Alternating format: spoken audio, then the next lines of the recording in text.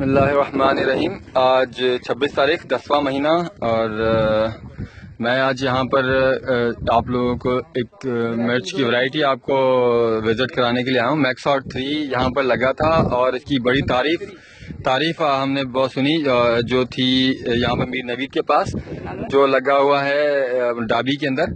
और इसकी वजह से हमें थोड़ा सा हैरानगी इस बात पे हुई कि हमारी पूरी टीम इधर ये यहाँ पर आई हुई है इसे चेक करने के लिए कि यार ये ऐसा कैसे मुमकिन है कि किसी भी मिर्च में हाइब्रिड में मीन्स 50% मीन्स अगर आप उसको सुखाते हैं आधा वजन कैसे पॉसिबल है।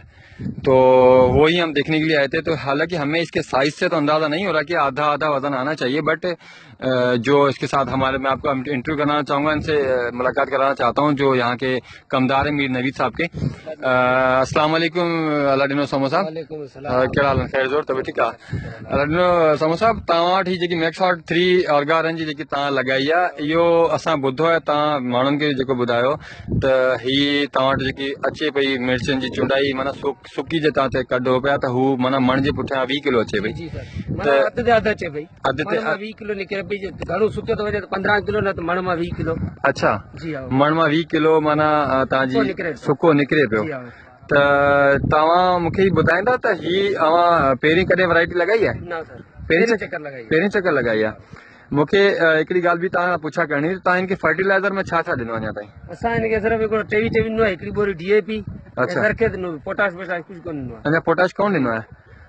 व्यूअर्स तव्हां ॾिसी सघो था त मूंखे इन्हनि जी ॻाल्हि ते ख़ैर भरोसो करणो पवंदो, छो त हीअ जीअं चवनि पिया मगर जेकी खुराक इन्हनि ॾिनी आहे मुंहिंजे हिसाब सां इन खुराक में तव्हांखे ज़ूम करे ॾेखारियां इन चिली जी तादाद इनमें सर तव्हां घणा मिर्च कढे चुका आहियो अञा ताईं?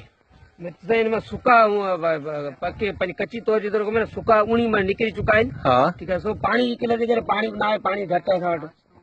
पाणी की किले था मगर हिनमें सुका ही घणो तव्हां वटि घणा एकड़ लॻियल आहे? ही आहे अधु एकड़ बसि। अधु एकड़ अधु एकड़ तव्हां वटि लॻियल आहे। उणी मण सुका निकिरी चुका आहिनि, उणी मण सुका निकिरी चुका आहिनि। ॾिसो त माल ही बिठो आहे सर बिल्कुलु तव्हांजी इहा मां ॾिसां पियो पोज़ीशन, इहा गुलबाटी बि अञा साॻी सेम पोज़ीशन ते आहे ऐं तव्हां ॾिसी सघो था व्यूअर्स हिनमें मिर्च लॻे ई कोन थो त हिन मां चूंडिजी चुको आहे या 2-4 चकर जेको हिननि में चूंड थी चुकी आहे। बहरहाल इहा वैरायटी हिकिड़ी अनबिलीवेबल आहे। हीअ ऑर्गारन जेकी कोरिया मां इम्पोर्ट कई मैक्सॉट 3 ही तव्हांखे इन करे ॾेखारे पई वञे त तमामु जेका ॿिया फार्मर्स आहिनि उहे परेशान हूंदा आहिनि इन चूंडाई जे चक्कर में।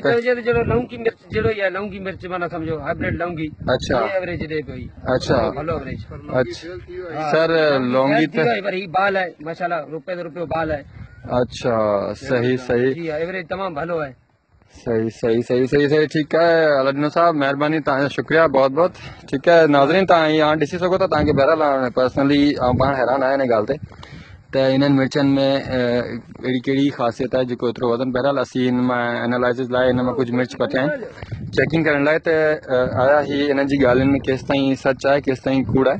बहरहाल ज़मीदार पाण आहिनि, हिननि जा कमदार आहिनि। हिननि जेको मूंखे जेकी ॻाल्हि ॿुधाई आहे उहा इहा ॿुधाई आहे त हिन मां असीं जेको सुको मिर्च 19 मण कढे चुका आहियूं अधु एकड़ मां। ठीकु आहे। ऐं मूंखे त ख़ैर पिकिंग पोज़ीशन ई नज़र नथी अचे त एतिरी पिकिंग करे, हालांकि मिर्चनि जी पोज़ीशन सेम टू सेम आहे। अञा ताईं ईअं पोज़ीशन नथी नज़र अचे त यार का पिकिंग थी चुकी आहे। अञा बूटनि जी सेम पोज़ीशन ते आहे। गुलबाग बि तव्हां ॾिसी सघो था त उहो सेम पोज़ीशन ते आहे। बहरहाल हिननि जे इहा ॻाल्हि कई आहे त मुंहिंजे ख़्याल में पोइ बेस्ट तरीन वैरायटी आहे हिन टाइम जी ही। ऐं छो त वज़न जे हिसाब सां तमामु ॿिया ज़मीदार जेका आहिनि उहे परेशान थींदा आहिनि त यार जेको हाइब्रिड आहे सनम मिर्च हुनजो वज़न नथो अचे।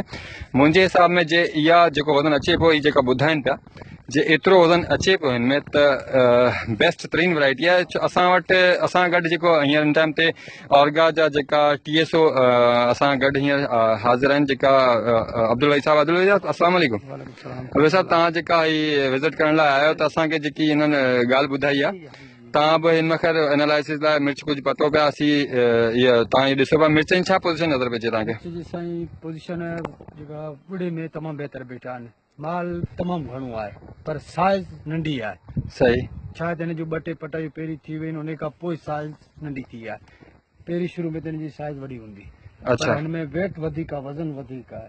वज़न त असां पाण हिन खां इहा समाज जेका वेठा आहिनि कमु था हिननि सां असां पुछा कई आहे त हीअ चवनि पिया त हिन मां हिकिड़े मण मां 20 किलो वज़न पियो निकिरे त इहा ॻाल्हि असांखे थोरी सम्झ न पई आई मगर बहरहाल असीं हिनखे एनालिसिस लाइ कुझु मिर्च था पटिया आहिनि छो त असीं हर शइ उहा ॾेखारणु चाहियूं था व्यूवर्स खे जेकी रियलिटी हुजे के कूड़ जी ॻाल्हियूं न हुजनि त छो त अॼुकल्ह फार्मर्स ऑलरेडी पाण परेशान आहिनि तयार जे ही वैरायटियूं उन्हनि खे सुठियूं मिलंदियूं रहंदियूं त मुंहिंजे ख़्याल में उन्हनि खे प्रॉफिट भी सुठो थींदो। ये तव्हांखे ज़ूम करे ॾेखारियां थो त हीअ पोज़ीशन तव्हां ॾिसी सघो था मिर्चनि जी ऐं सारी तव्हां हा ॾेखारियोसि हिननि खे नाज़रीन तव्हां ॾिसोसि अला करे इहा शइ एनालिसिस में असांजी पूरी लाइ थी त फार्मर्स लाइ हिकिड़ी बेस्ट वैरायटी थींदी इंशाल्लाह ऐं उमेदु करां थो त हीअ तव्हांखे वैरायटी नाज़रीन पसंदि आई हूंदी ऐं इन खे तव्हां ज़रूरु लॻाए आज़माईंदा ऐं इंशाल्लाह आउं उमेदु करां थो त तव्हांजा जेका बि पुराणा लॉसिस आहिनि या जेकी बि लेट थी चुकी आहे ज़मींदारनि खे सुठो बिज न मिलण जे करे उन में हू इनखे कवर करण वारो माना प्रोडक्ट शामिलु थींदो ई ज़रूरु ऐं इंशाल्लाह उमेदु करां तव्हांखे वैरायटी पसंदि आई हूंदी सोहेल हमीद खे इजाज़त ॾींदा अल्लाह हाफ़िज़।